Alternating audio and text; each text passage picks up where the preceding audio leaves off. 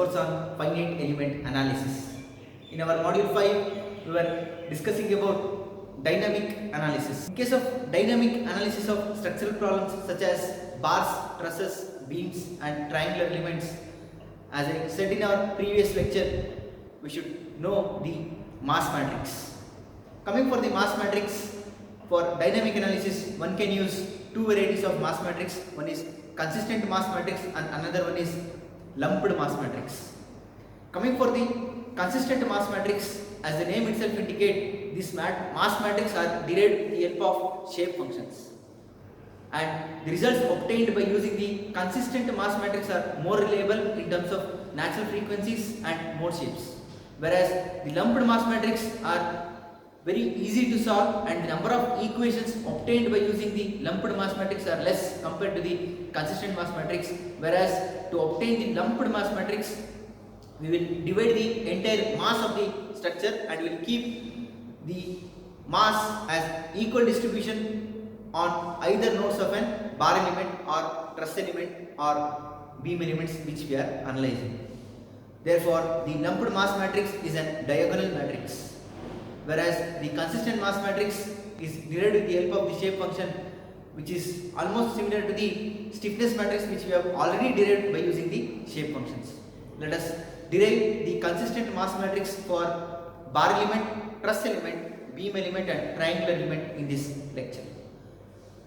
So, getting to today's topic, let us derive the element consistent mass matrix for bar element. Let us consider the two noded bar element at node number 1 and node number 2. Let LE be the length of the element, let A be the cross sectional area, LE be the length of the element and rho be the mass density of the element. We already know that the general expression for kinetic energy is in finite element analysis is given by kinetic energy T of any element is equal to half volume integral of density velocity matrix transpose into velocity integrated with respect to volume.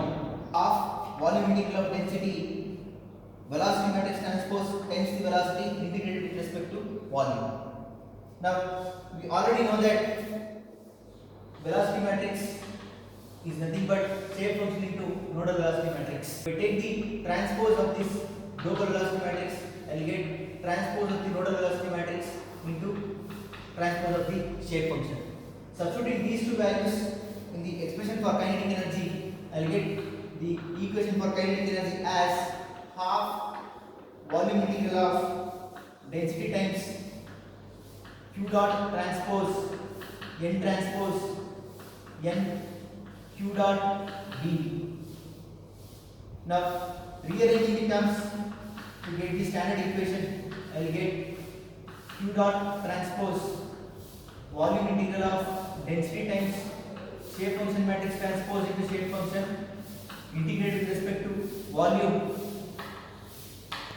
into q dot, that is the kinetic energy is equal to half q dot transpose mass matrix of the element into q dot. So this is standard equation for kinetic energy in finite element analysis. Now we know the mass matrix equation, so therefore mass of any element is equal to volume integral of density times the shape function matrix transpose into shape function integrated with respect to volume. Now the shape function matrix is already known to us. The shape function matrix is a row matrix when n is equal to n1, n2. For a two noded bar element, we already know that the shape function n1 and n2 are given by x2 minus x by length of the element and x minus x1 by length of the element. Instead of substituting these values and integrating, let us use the rule of integration. I already discussed the rule of integration, that is the rule of integration for shape function is integral of shape function to the power of m over the length is equal to m factorial divided by m plus 1 factorial times the length. Similarly, integral of the shape function over the length, if I integrate the product of shape function having the power m and n with respect to length, I get m factorial into n factorial divided by m plus n plus 1 factorial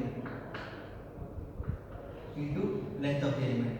Now, if I use this rule of integration and evaluate the mass matrix, I get mass matrix ME is equal to, let us integrate over the length 0 to L, density times the shape function matrix transpose is n1 n2 times the shape function is a row matrix n1 n2. So we are converting into the integration over the length, so therefore multiply area into elemental length dx. So now, doing matrix multiplication and using the rule of integration, I can get the element mass matrix for bar element as mass matrix of the element is equal to density times the area can be taken as common. Now, integration of shape function n1 into n1 is n1 square, n1 n2 n2 n1 and n2 square over the length dx. Now, use the rule of integration and integrating the shape function, I will get the element mass matrix as density times the area into, if I integrate the shape function square, I will get 2 by 6. Let me take 6 common. Here I will get 1 by 6. Here I will get 1 by 6. And here I will get 2 by 6 multiplied by length. So therefore, the consistent mass matrix for bar element is equal to rho A LE by 6 2 1 1 2. So this completes the consistent mass matrix for two noded bar element.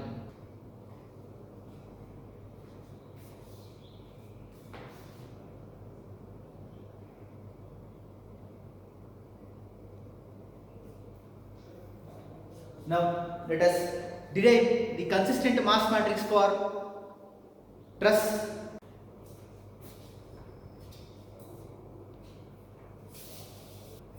Let us consider a two-noded truss element. For a two-noded truss element, we already know that the number of degrees of freedom for each node is 2. In each node, we should compute the deformation along x-axis and also the deformation along y-axis. Now, if I use the general expression for kinetic energy and simplify, I will get the mass matrix as mass matrix of the element is equal to volume integral of density times the product of transpose of the shape function into shape function integrated with respect to volume. Now, coming to the shape function of truss element, the relationship of global displacement is equal to shape function to nodal displacement. The global displacement has two variables, one is deformation along x-axis and deformation along y-axis. Now, the deformation along x-axis can be computed by using the shape function n1u1 plus n2u2. Similarly, for y-axis, one can compute by using the shape function as n1v1 plus n2v2. Now, if I express this in matrix form, I will get the global displacement u is equal to, let us take the nodal variables as common, that is u1 v1 at node 1, u2 v2 at node 2 are the nodal variables. Now, if I write this in matrix form, for u1 we have the shape function n1, whereas v1 is absent, so therefore it is 0. For u2 we have n2. For v2 we don't have anything, so therefore substitute 0. Now, coming for deformation along y-axis, for u1 it is absent in y-axis, put 0. v1 I have a coefficient as N1. For U2 is 0. For V2 we have coefficient as N2. So this is the matrix representation for the relationship of global displacement is equal to shape function into nodal variables. So therefore I can write this as U is equal to N into U, where the shape function matrix is nothing but N1 0, N2 0, 0 N1, 0 N2. Now I know the value of shape function matrix. Substitute in this equation and find the element mass matrix for truss element. Now using the shape function matrix which we have, I can write the mass matrix as mass matrix of the truss element can be written as integrate over the length of the element 0 to Ne density times the transpose of the shape function matrix is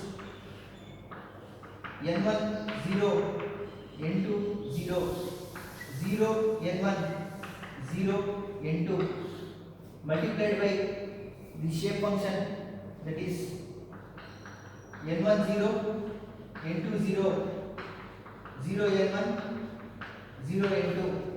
We are converting the integration with respect to length, so therefore multiply the area into elemental dx.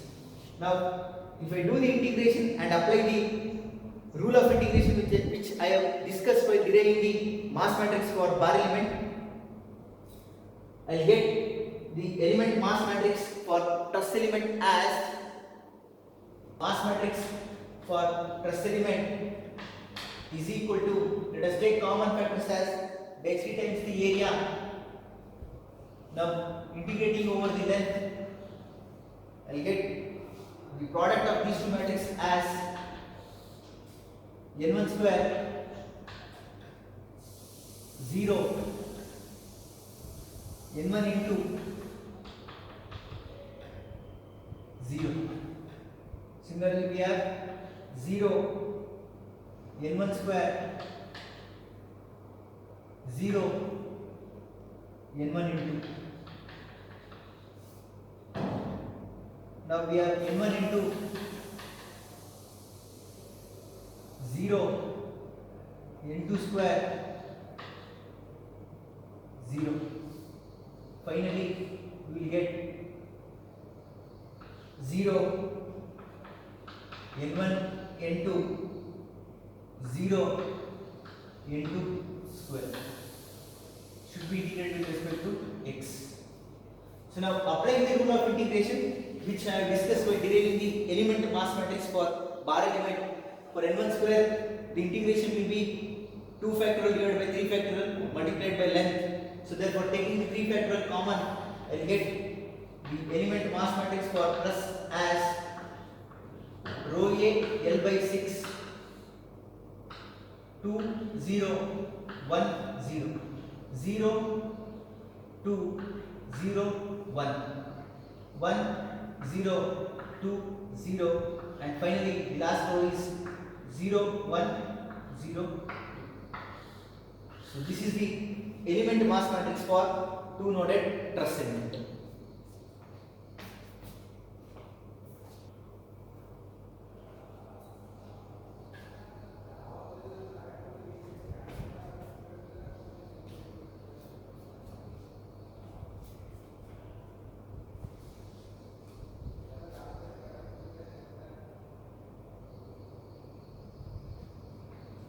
Now let us derive the element mass matrix for beam element. Consider a two-noded beam element. At each node one should compute deflection and slope theta 1 v1 and theta 2 v2 over the length of the element. Now for the two-noded beam element, we already know that the number of degrees of freedom at each node is 2, because at each node we should compute the deflection along y-axis and also the slope. If I use the general expression for kinetic energy and simplify, I will get the element mass matrix equation as volume integral of density times the shape function matrix transpose times the shape function integrated with respect to volume. Now to extract the shape function for beam element, we already derived the Hermite shape functions for beam element. The shape function matrix for beam element is given by shape function n is equal to n1, n2, n3 and n4, where n1, n2, n3, n4 are nothing but the Hermite shape functions. Shape function n1 is equal to 1 minus 3x square by L square plus 2x cube by L cube. Coming for shape function n2, we have x minus 2x square by L plus x cube by L square.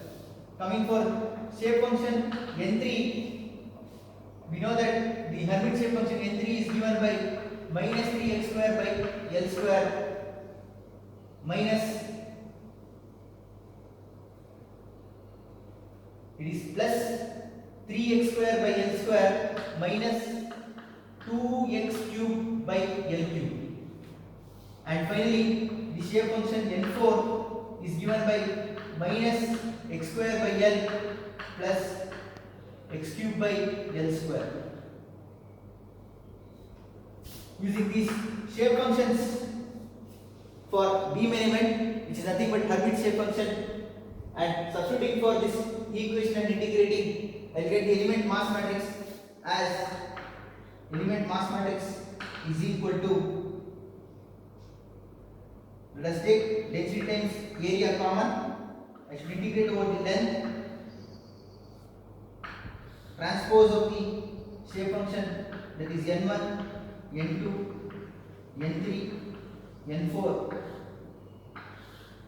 times the shape function is n1, n2, n3, n4 dx. Now one should not use the rule of integration for shape functions to determine the mass matrix for beam elements. We should substitute the Hermite shape function, do multiplication and finally integrate with respect to length. If I do multiplication, I will get the element mass matrix for beam element as density times the area, integration is over the length, n1 square, n1, n2, n1, n3, n1, n4. Similarly, we have n1, n2, n2 square, n2, n3 and n2, n4. Coming for n3, we have n1, n3, n2, n3, n3 square, n3, n4. Coming for last row, we have n1, n4, n2, n4, n3, n4 and finally n4 square. All these shape functions should be integrated with respect to length dx. Now the value of n1 is this one, square it and do integration. n1 into is these two, multiply and do integration. If I perform the integration and simplify, the final answer for the element mass matrix of beam element is, element mass matrix for a beam element is given by rho A L by 420 times 156, 22 times the length of the element, 54 minus 13 length of the element, 4 L square, 13 LE minus 3 LE square, 156 minus 22 times the length of the element and 4 LE square. So this is the element mass matrix for beam element. We already know that the mass matrix is banded and symmetric. So therefore, if I take the property of symmetry, I will get the element mass matrix for beam element as 22 times the length of the element, 54 minus 13 Le, 13 Le minus 3 Le square minus 22. This completes the derivation for element mass matrix for two noded beam element.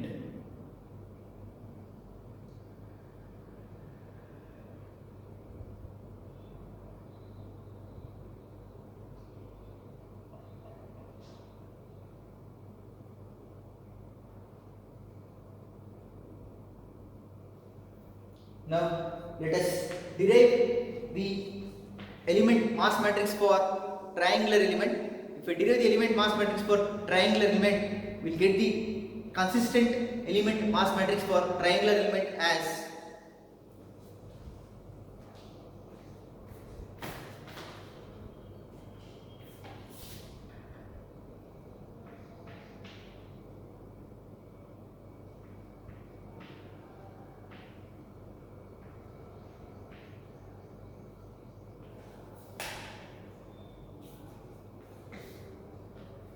if I consider the triangular element to derive the consistent mass matrix, the number of degrees of freedom per each node in the triangular element is 2. At each node, one should compute the displacement along x-axis and the displacement along y-axis. The triangular element with 3 nodes, which is a simplex element. Now, if I use the general expression for kinetic energy and simplify, I will get the mass matrix of the element as volume integral of density times the shape function matrix transpose into shape function integrate over the volume. Now, for triangular element, we should integrate over the area.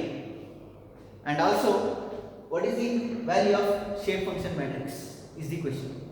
Now, to find the value of shape function matrix, the global displacement for triangular element is given by the displacement along x-axis and the displacement along y-axis.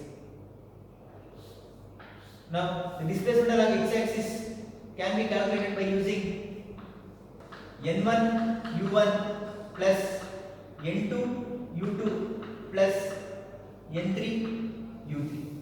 Similarly, for displacement along y-axis at any point in the triangular element can be calculated by using n1 v1 plus n2 v2 plus n3 v3.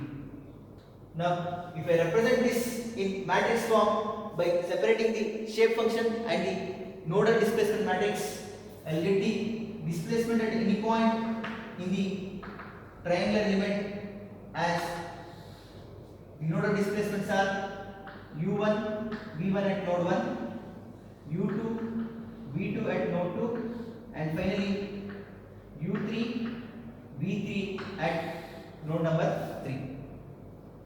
Now, if I represent this in matrix form, for v1 we have the coefficient as n1, for v1 we don't have any coefficient, for u2 we have n2, for v2 it is 0, for u3 we have n3, for u3 we have n3, for v3 it is 0.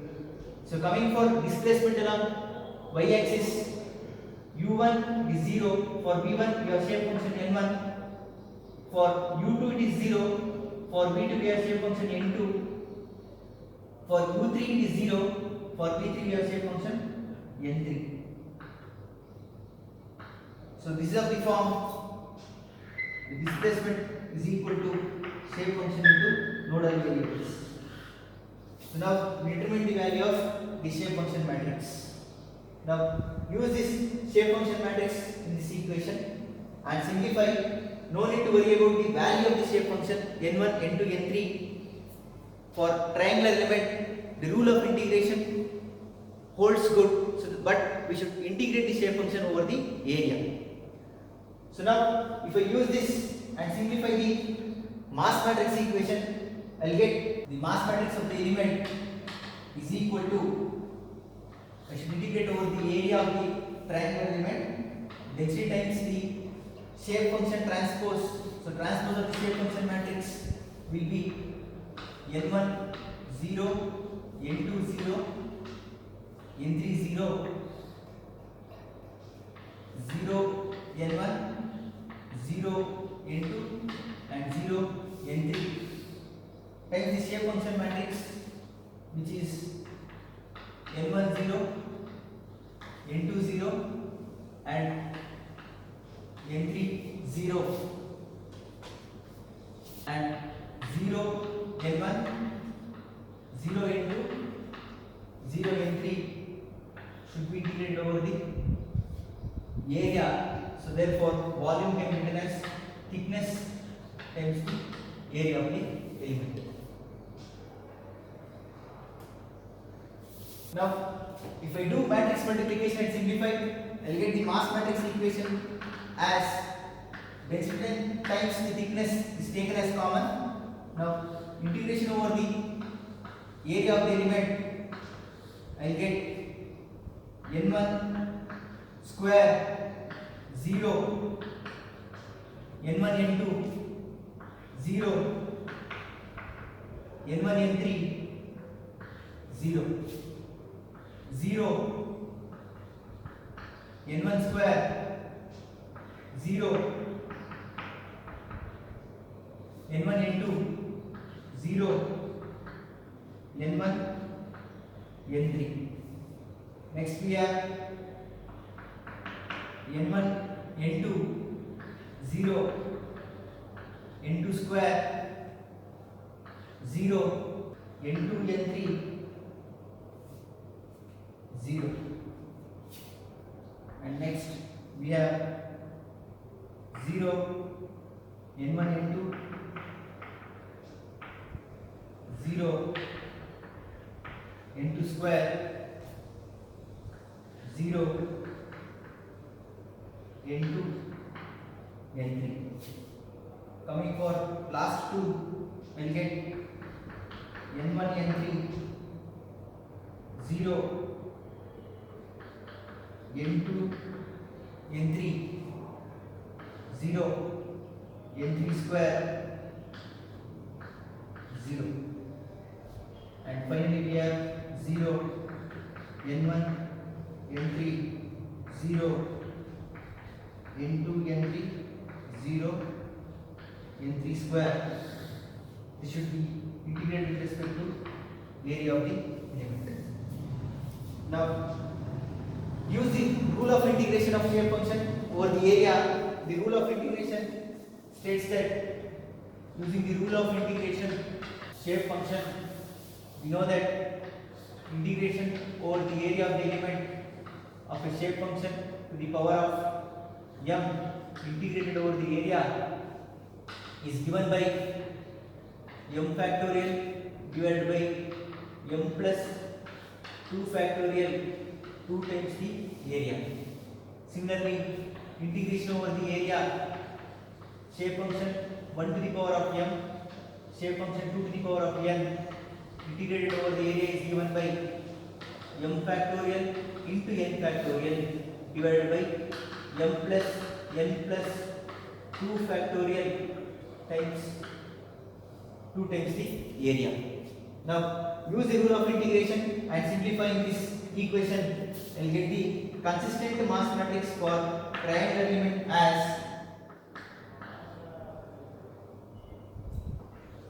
rho times thickness into area divided by 12 n1 square. I will get to 0, 1, 0, 1, 0.